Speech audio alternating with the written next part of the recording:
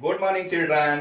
Good morning morning sir. Sir. सबसे पहले हमारे YouTube चैनल को सब्सक्राइब करना ना भूलें। प्यारे बच्चों, हमारे आदरणीय जिला बेसिक शिक्षा अधिकारी जनपद हरदोई तथा SCL फाउंडेशन के संयुक्त प्रयासों से हमारे जनपद में थोड़ी मस्ती थोड़ी पढ़ाई नामक कार्यक्रम का शुभारंभ 14 अप्रैल 2020 से शुरू हो चुका है। इस क्रम में मैं ARP विमल किशोर पाठक मरलावा से आज अंग्रेजी के कुछ कंटेंट लेकर हाजिर हूं।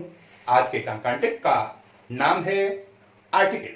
आज हम आपको आर्टिकल में ए और एन का प्रयोग बताएंगे, लेकिन इसके पहले हम अपने शीर्षक पर एक और नजर डालें। हमारे शीर्षक का नाम जैसा कि नाम दिया है थोड़ी मस्ती थोड़ी पढ़ाई, तो हम सबसे पहले थोड़ी मस्ती करेंगे और फिर करेंगे पढ़ाई। तैयार हो बच्चों? Yes sir. ओके, आज हम आपको एक जोक सुनाते हैं। हमारा जोक है, एक बार एक कक्षा 5 के क्लास में एक अध्यापक एक शिक्षक पढ़ा रहे थे। उस समय उन्होंने पढ़ाते पढ़ाते पूरे क्लास से पूछा कि बच्चों, घर कितने प्रकार के होते हैं, उनके उदाहरण भी बताएं। तो उनमें से पूरी क्लास से एक बच्चा खड़ा होता है।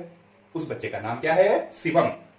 शिवम नाम का बच्चा खड़ा होता है। उस बता रहा है कि जो घर बड़े हौसले से बनाए जाते हैं उनको कहते हैं हाउस, और जिन घरों में हवा चलती रहती है, हवा आती है, उन्हें कहते हैं हवेली, और जिन घरों में होम और हवन होते हैं उन्हें कहते हैं होम, और जिन घरों के दीवारों के भी कान होते हैं उन्हें कहते हैं मकान। तथा अगला जवाब सुनने लायक था। अगले जवाब में कहता है कि जिन घरों के मालिक किस्त देने में होते हैं लेट, उन्हें कहते हैं फ्लैट, और जिन घरों के बगल में रहने वाले लोगों को एक दूसरे के बारे में नहीं होता है पता, उन्हें कहते हैं बंगला। तो ये रहा आज का जोक। अच्छा लगा? Yes sir. चलो, आज अब हम आते हैं अपने मुख्य बिंदु पर, आज के कंटेंट पर। आज का कंटेंट है हमारा आर्टिकल।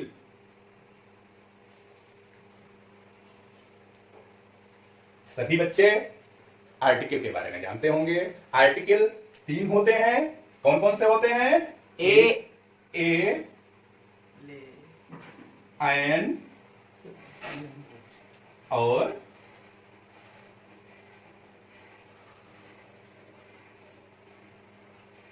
द। लेकिन आज हम आपको केवल ए और एन के बारे में, इनके प्रयोग के बारे में बताएं। सभी बच्चे, तो हम आज शुरू करते हैं अपने कंटेंट पर। हमारा आज का कंटेंट है use of A and N. प्यारे बच्चों, हम सभी ए और एन के प्रयोग में प्रायः गलती कर देते हैं। कहां पर हमें ए लगाना है, कहां पर एन लगाना है, और एन के प्रयोग में प्रायः हमारे बच्चों से गलती हो जाती है। आज हम इस कंटेंट में ए और एन का सही प्रयोग पढ़ेंगे ताकि भविष्य में किसी प्रकार की त्रुटि हमसे न हो। सामान्यतः हम बता दें आपको, आर्टिकल क्या होता है। आर्टिकल जो हमारे नाउन होते हैं उनसे ठीक पहले प्रयोग होने वाले शब्दों को कहा जाता है। जैसे ए और एन का प्रयोग किसी भी नाउन से पहले उसके एडजेक्टिव के रूप में किया जाता है, और आज हम मॉडर्न इंग्लिश में इन्हें डिटरमिनर्स भी कहते हैं। आइए देखते हैं ए और एन का प्रयोग हम किस प्रकार करेंगे। अभी तक हमने पढ़ा है कि हिंदी में या अंग्रेजी में 5 स्वर होते हैं और 21 व्यंजन होते हैं, यानी वावेल 5 होते हैं, वावेल होते हैं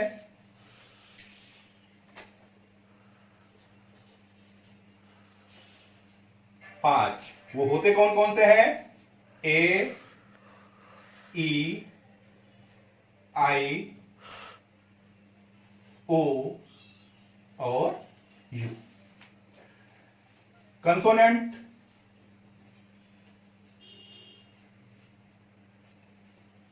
21। ये बात रही हमारी अंग्रेजी की। अंग्रेजी में वावेल होते हैं 5 और कंसोनेंट होते हैं 21। यानी ए ई आई ओ यू इन 5 के से बचे हुए जितने भी लेटर्स होते हैं वो होते हैं कंसोनेंट। अब प्राय हमने पढ़ा है कि जहां पर हमारे बच्चे गलती कर देते हैं कि ए ई आई ओ यू, ये इनसे शुरू होने वाले शब्दों से पहले हमारे बच्चे एन लगा देते हैं, और इनके अलावा जो 21 में आते हैं, जितने भी कंसोनेंट 21 में आते हैं, उनके पहले हमारे बच्चे ए का प्रयोग, अ का प्रयोग कर देते हैं, जबकि ऐसा गलत है। ऐसा आप करेंगे तो आपका वर्ड, आपका प्रयोग गलत माना जाएगा। अब हम बात करते हैं वावेल और कंसोनेंट की। बात बिल्कुल सही है, आपको एन का प्रयोग वावेल से ही पहले करना है, लेकिन वो वावेल कौन से होंगे? वो होंगे स्वर हिंदी के। किसके होंगे? हिंदी के। हिंदी के स्वरों से पहले एन का प्रयोग किया जाता है, लेकिन वो हिंदी के स्वर कौन से होंगे? आ से और आह तक। इनमें से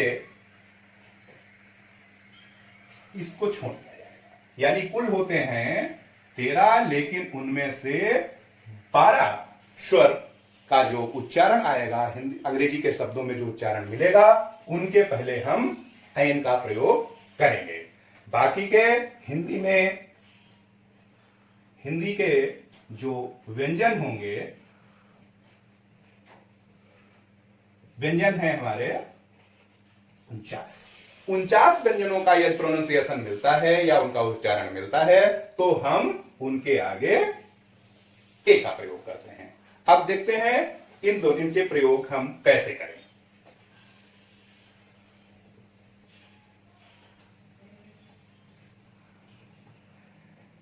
तो हम सबसे पहले अपने रूल नंबर 1 पे जाते हैं। रूल नंबर 1 सभी बच्चे नोट कर लेंगे। हमारा रूल नंबर 1 जो है वो आएगा, सबसे पहले हम कुछ शब्द लिख रहे हैं, उनमें ए और एन का प्रयोग आपको करना है। जैसे एप्पल, ओनियन,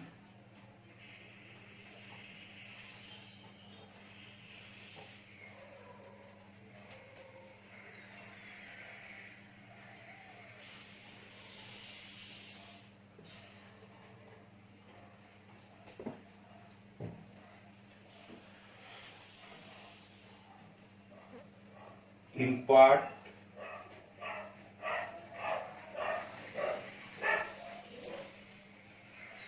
और 4 शब्द मैंने लिखे। कितने शब्द लिखे हैं? 4 शब्द लिखे हैं। इनके सामने आपको ए और एन का प्रयोग करना है। तो देखिए, हिंदी को हम नहीं छोड़ेंगे, हिंदी के उच्चारण को याद रखना है। क्या लिखा है? सबसे पहले लिखा है एप्पल। क्या लिखा है? एप्पल। अब देखिए उच्चारण हमें क्या मिला, इसमें जो प्रोनाउंसिएशन एप्पल का क्या हो रहा है? ए ये हिंदी के स्वर के अंतर्गत आता है, इसलिए इसमें हम एप्पल में क्या प्रयोग करेंगे? एन। फिर देखिए अगला शब्द है ओनियन। ओनियन, इसको आनियन भी कहते हैं। अब देखिए इनमें भी हम देखेंगे, हिंदी में आ या ओ या आ दोनों हिंदी के स्वरों में आते हैं, तो इनके पहले भी हम प्रयोग करेंगे एन। फिर उसके बाद में हम देखते हैं एलिफेंट। एलिफेंट, ये भी ए जो है हिंदी के स्वर के अंतर्गत आता है, तो हम प्रयोग करेंगे एन। फिर उसके बाद में हम देखते हैं लिखा है इंक पार्ट।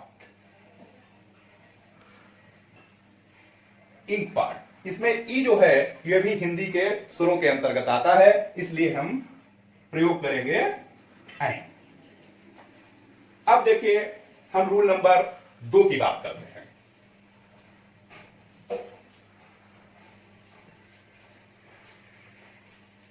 अब हम बात करेंगे रूल नंबर 2 की।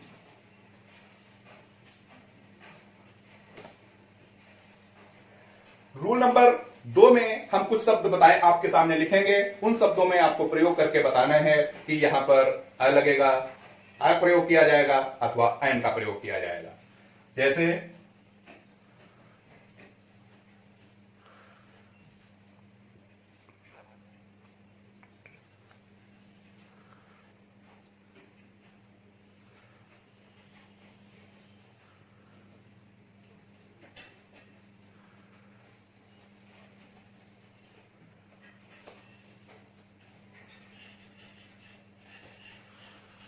आपके सामने ये शब्द, कुछ शब्द दिए हुए हैं, इन शब्दों में आपको बताना है कैसे हम प्रयोग करेंगे इसमें। जैसे लिखा है मैंगो, मैंगो में अब इनको फिर हिंदी से हम रिलेटेड करेंगे। मैंगो, मैंगो में मां हमारे हिंदी के व्यंजन में आता है। किसमें आता है? व्यंजन में, इसलिए हम ए का प्रयोग करेंगे। फिर देखेंगे लिखा है बुक, बुक में बा, बा अक्षर जो है हमारे हिंदी के व्यंजन में आता है, इसलिए भी इसका प्रयोग हम इसके पहले प्रयोग ए का प्रयोग करेंगे। फिर उसके बाद में आता है काइट, का भी हमारे स्वर व्यंजन का सबसे पहला अक्षर है हिंदी के व्यंजन का, इसलिए का यानी काइट में भी हम ए का प्रयोग करेंगे। और फिर उसके बाद में है चेयर, चेयर चा शब्द, चार अक्षर जो है ये भी हमारे हिंदी के व्यंजन का है, इसलिए इसके पहले भी अ का प्रयोग करेंगे। और फिर है रूम, रा अक्षर जो भी है ये भी हिंदी के व्यंजन से आता है, इसलिए इसके पहले भी हम ए का प्रयोग करेंगे। समझ में आया? अब हम बात करते हैं रूल नंबर 3 की।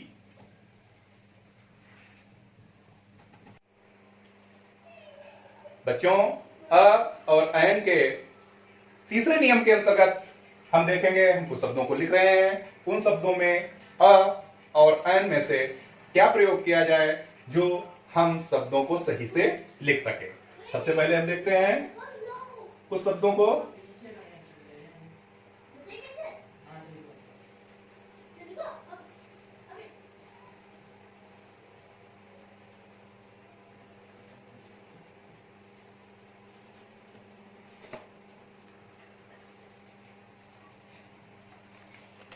हमारे सामने हमने 5 शब्दों को लिखा हुआ है।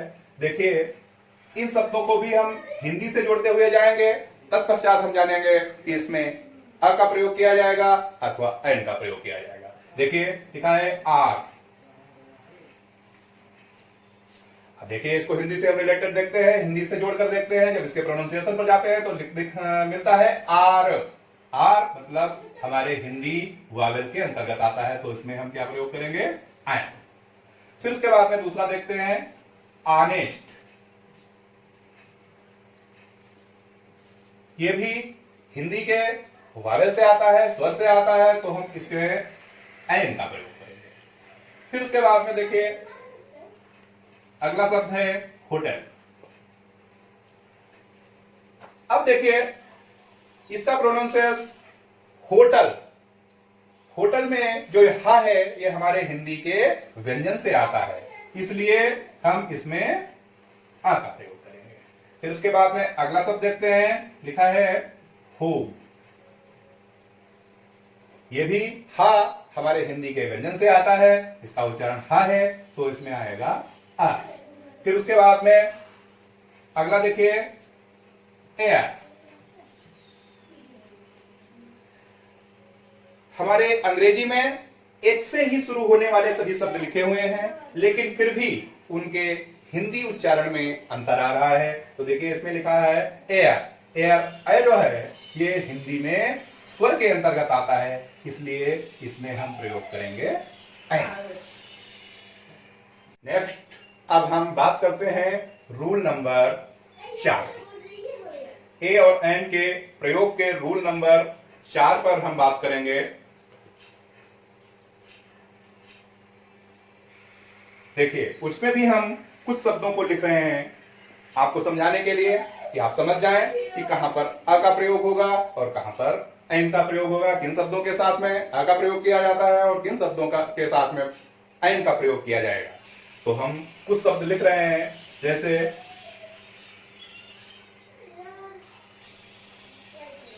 यूरोप,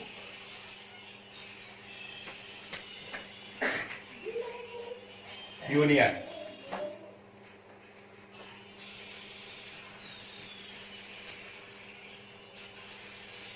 यूनिवर्सिटी,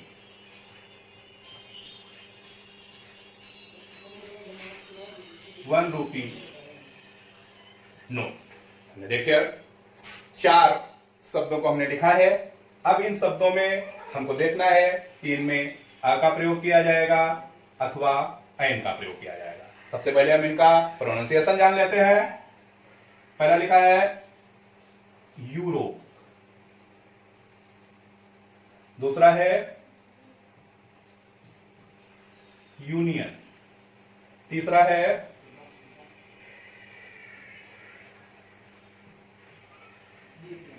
यूनिवर्सिटी और चौथा है ₹1 नोट।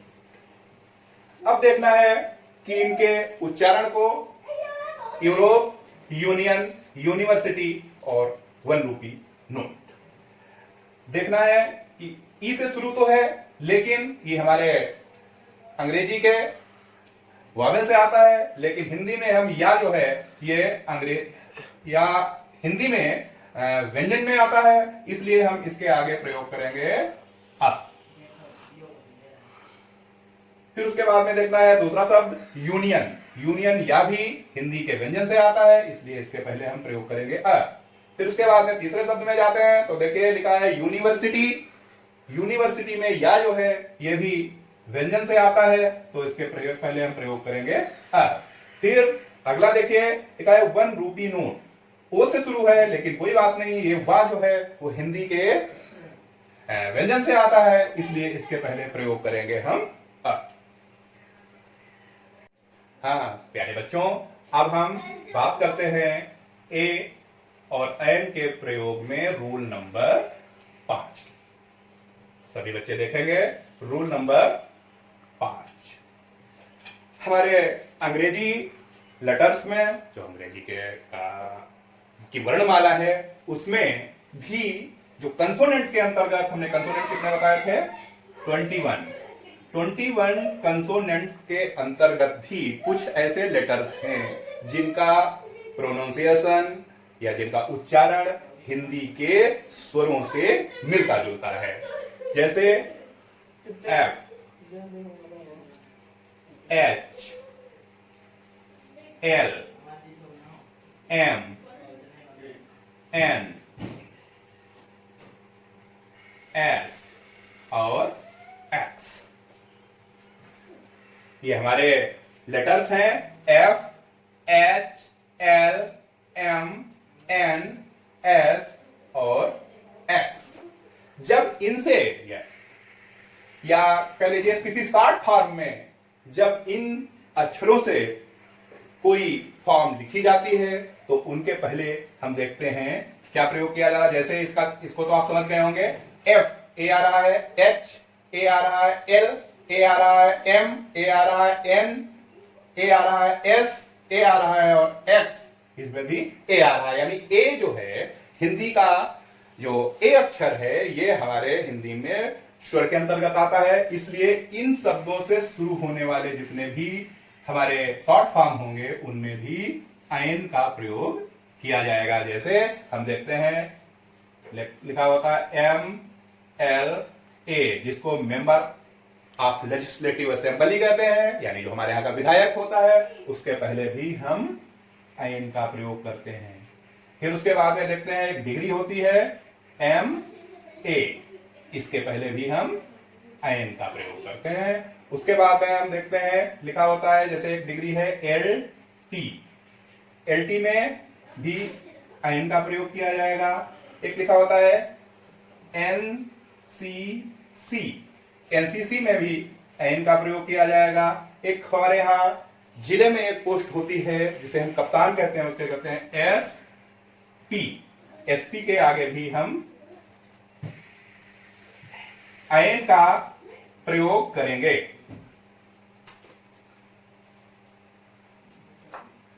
इसी प्रकार से अपने यहाँ जिले में हॉस्पिटल में एक एक्सरे मशीन होती है, उसमें भी एक्सरे के पहले हम आयन का प्रयोग करेंगे। तो ये रहे आज के हमारे कंटेंट में जो प्रयोग रहा ए आयन और आयन का सभी बच्चों के समझ में आ गया होगा। हम आशा करते हैं कि सभी बच्चे बड़ी बखूबी इस कंटेंट को समझे होंगे। इसी के साथ सभी बच्चे इस समय एक संदेश है, हमारे सभी बच्चे कोरोना जैसी महामारी से के बचाव में घरों में बैठे हैं, इसलिए हमारे सभी बच्चे घरों में रहें, सुरक्षित रहें, लॉकडाउन का पालन करें, बी सेफ, बी अलर्ट। और आज के ये जो पढ़ाई रही हमारी, थोड़ी मस्ती थोड़ी पढ़ाई का आज का कॉन्टेक्ट ये रहा। अब तक बने रहिए हमारे साथ, कल तक इंतजार कीजिए, कल तक एक नए वीडियो के साथ। जय हिंद, जय